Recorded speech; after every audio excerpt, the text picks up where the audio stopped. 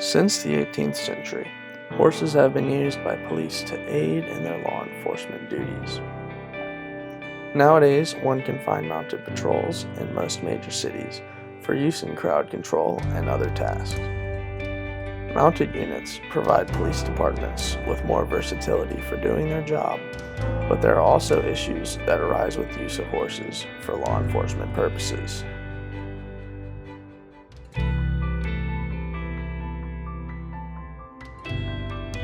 The use of horses as supplementary tools for law enforcement is a long-standing tradition among police departments. First recorded use of mounted patrols took place in London in 1758 with the founding of the London Bow Street Horse Patrol. After this, the idea of utilizing horses for law enforcement quickly spread across Europe and Asia, being commonplace in some cities by the early 1800s. It wasn't until 1870 that Boston decided to adopt the practice, becoming the first mounted police unit in North America, beginning that year with only one officer, but by the next year expanding the unit exponentially to 28 officers. 3 years later, in Canada, the Northwest Mounted Rifles were founded and would continue on to become what is now the most recognizable mounted unit in the world, the Royal Canadian Mounted Police.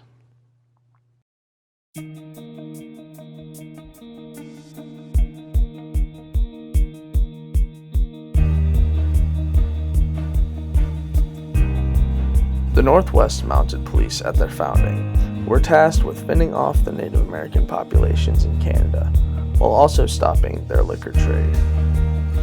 But despite these tensions, the unit found themselves gaining the trust and respect of the native populations, as characterized by a statement made by the Blackfoot tribe in 1877.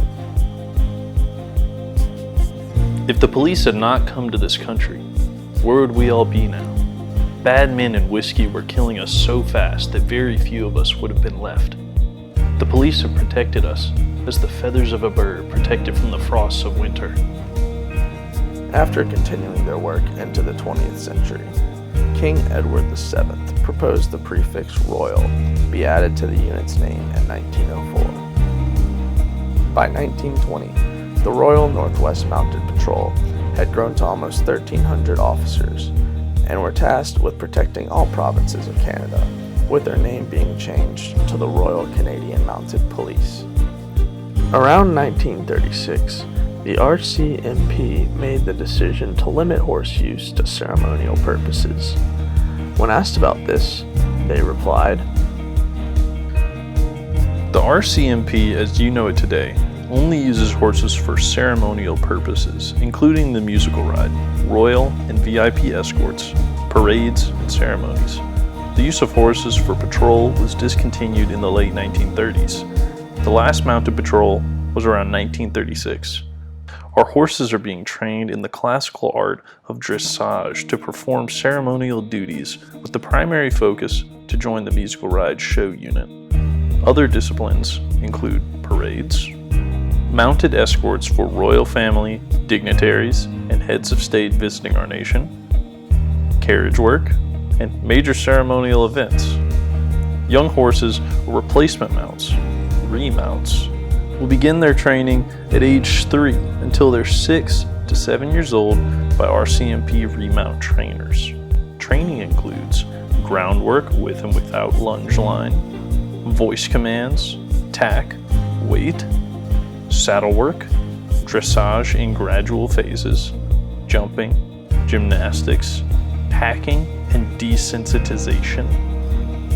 Upon completing the training program, each remount will be introduced into the musical ride and will undergo an additional 4 months of training with an assigned rider in preparation of its own tour across Canada and beyond. Successful horses remain with the musical ride on average 8 to 10 years before retiring from their duties. Post-musical ride, our horses will serve as schoolmasters to train our officers in equitation at our center in Ottawa. We also provide equitation training twice per year via a 2-week-long seminar to any mounted police departments. But despite this, The Royal Canadian Mounted Police is the most famous and recognizable mounted police force in the world. In addition to being known as world-class police service, the iconic image of the horse and rider is recognized around the world. The red tunic, Stetson hat, and high brown boots, as well as our black horses, is impressive and easily recognizable as a symbol of Canada. In 1937, Assistant Commissioner S.T. Wood headed the RCMP contingent at the coronation of King George VI. Assistant Commissioner Wood was impressed with how the red tunics were more significantly emphasized on the riders of the household cavalry who were on black horses. When Wood became commissioner in 1938, he ordered the RCMP to use only black horses. It was also around this time that the Mounties began being featured in Hollywood films, which certainly helped to make the Mounties a household name around the world. While we may not be a mounted police unit anymore, it's a very important part of our history, and we continue to honor our history through the musical ride and ceremonial events. Today, the Royal Canadian Mounted Police are considered a federal police force with responsibilities similar to that of the FBI.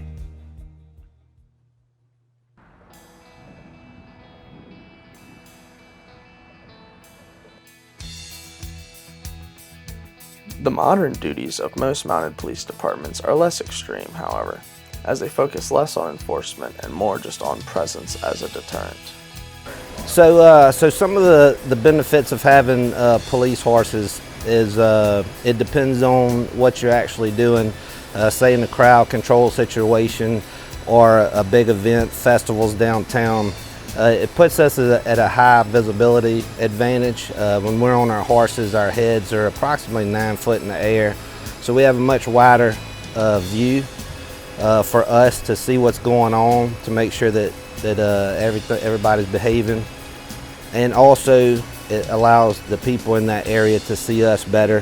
One, if they need our help, also hopefully to deter crime. So that's kind of how it is crowd control. There was a study in Europe that one police horse and rider is equivalent to about 12 to 15 officers on foot as far as a dispersal of the crowd because of their size and strength. So that gives us a big advantage if we have to use them in a situation like that. The most likely times one will see mounted police are during community events, where the police on horses patrol to keep crowds in check and interact with the community. Some of our assignments, we worked the LSU games for crowd control, Southern University as well, Southern homecoming and parades. All of the parades in Baton Rouge, the Mardi Gras, St. Patrick's Day, Christmas parades.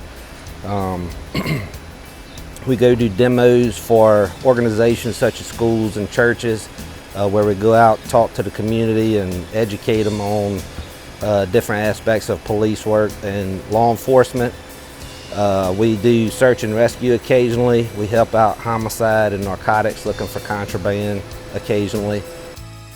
On the other hand, however, these mounted units are also tasked with controlling crowds during protests and demonstrations, where they may be construed as more of a threatening presence than a comforting one. Outside of events where mounted presence is used to control crowds, there are other, less common tasks that mounted police perform. For example, for most search and rescue missions, mounted police will be called in because of their better vantage point and ability to cover ground more efficiently. Also, some local police departments utilize their mounted units on regular days as a means of promoting the police department and building relationships with the community. If we don't have an event, we do patrol downtown or we patrol neighborhoods. And so it's a huge tool for community policing and having positive interactions with the public. A lot of people within the city haven't seen a horse in real life, so we've had people waiting around the corner. They'll call each other or text each other and say that the horses are in their neighborhood, and it gives us an opportunity to talk to people that probably wouldn't come up and talk to us otherwise. If we were riding our patrol car or something like that, we'll let them take pictures, ask questions about the horses, and so it's really, really good community policing tool.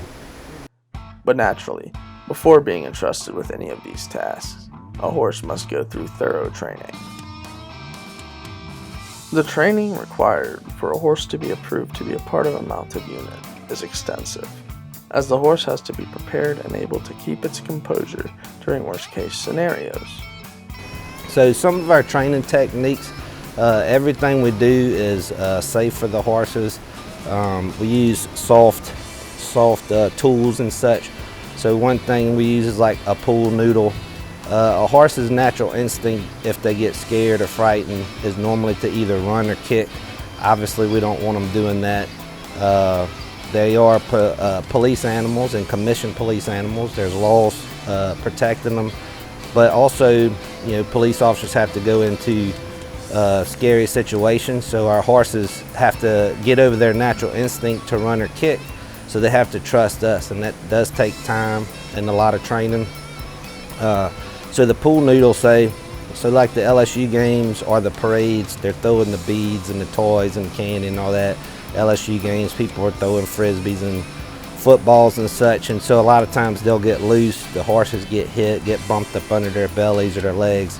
So we do all the training, hitting them with the pool noodles.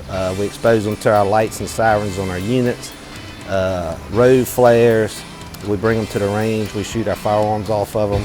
We try to expose them to anything that will come into contact in real life. We'll try to talk to other officers and see what incidents they have and calls they have, and we'll try to implement that in our training. The vast majority of mounted unit training focuses on desensitizing the horses to unexpected stimuli to ensure that they can keep calm during stressful scenarios. An example of this is Mobile's Mardi Gras School, where mounted units from all across the United States bring their horses for mounted training. Okay, so an average day at Mardi Gras School is 8 o'clock in the morning, roll call, probably 30 minutes or so in the classroom, talking about what has to happen that day. Then probably about 9:30, we'll have our horses tacked, ready to go in the arena, and then we'll start stretching our horses out just like a professional football player would, getting them stretched out, getting them limbered up, getting them warmed up. Once that happens, then we'll go into the actual training. We usually start with basic riding, so basic posture and hands and feet positions and so on and so forth. Then we start slowly building on it, and eventually we culminate with dropping helicopters on top of the horses. Horses will line up, the helicopter will come in and start flying around the helicopter with the horses. We light the ground on fire. The horses will have to walk over the fire. We'll take explosions and make big explosions for the horses so they can hear them, so they won't freak out in case something happens downtown. There are days where we'll shoot blanks off the back of the horse so they hear the gunshots and they're okay with it. We'll pop smoke. We'll throw large amounts of smoke bombs out there, and there'll be smoke all over the arena, and the horses have to walk through it. Flares, we'll pop flares to simulate fires and Molotov cocktails and whatnot. We prepare for the worst and hope for the best. Anything we think or we have seen on the streets of Mobile, for me as a mounted officer, we will try to simulate that in a training environment. It's not the same, of course, but they have saw it before, and it won't be as a shock to them while they're doing it on the streets. With it being Mardi Gras season, if it's even a little cool out, since like Joe Cain and Fat Tuesday and Lundi Gras, people out there all day. They have fire pits or fire barrels going and things like that to keep warm, to keep them warm while they're there. So you have fire, you got the smoke from the fire, you have abundance of things that you will and I have seen on the street. So everything, cars, horns, motorcycles, bicycles, segways. Now Mobile has these scooters, so it's just anything that we think or we have seen on the street, we will try to emulate that in training. There have been many people voicing their disdain for the use of animals in law enforcement for a variety of reasons. These arguments mostly hinge on the inability of the horse to choose to become a part of law enforcement, and that police work puts these animals in harm's way much more than they would be in the wild. While these statements do have merit, the training these horses go through is meant to mitigate potential danger to the animal as well as anyone nearby.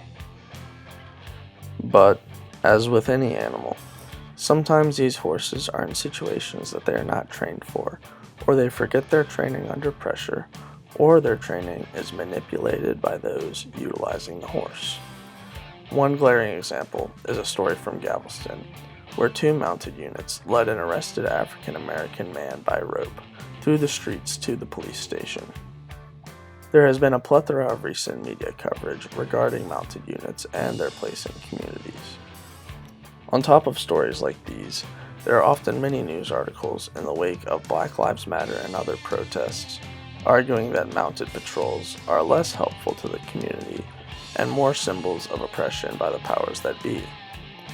As a result, many mounted units are seeing their funding cut and having to scale back their duties and involvement. The future of mounted police is uncertain, especially considering these recent events. While some units are having their budgets cut and are facing media backlash, others are ramping up their efforts in order to show what crucial services mounted police can provide to their communities.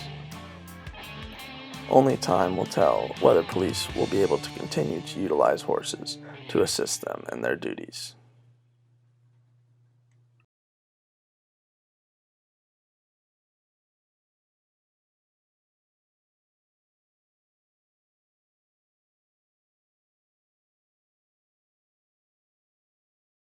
Okay, we did it.